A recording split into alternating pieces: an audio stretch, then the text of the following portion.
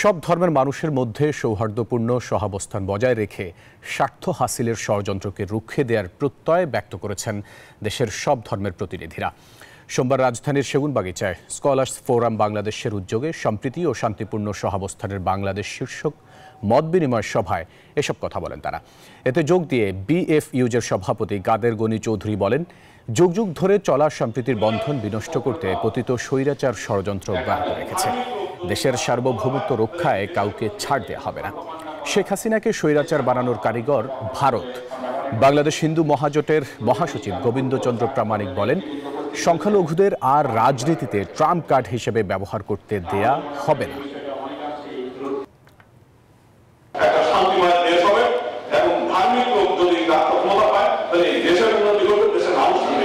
5 আগস্টের পরে আপনি দেখেন যত গন্ডগোল তার মূল মদতদাতায় ভারত।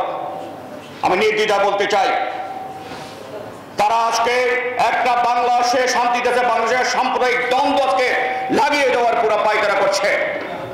আমরা বাংলাদেশের 17 কোটি মানুষের কাছে আমাদের আবেদন নিবেদন এই প্রার্থনা থাকবে, সম্প্রীতির যে সেতুবন্ধন আমরা রচনা করেছি যুগের পর যুগ শতাব্দীর পর শতাব্দী, কোন ষড়যন্ত্রে যেন সেই সম্প্রীতির সেই বন্ধন যেন ভাঙতে না পারে সে ব্যাপারে আমাদেরকে সতর্ক থাকতে হবে।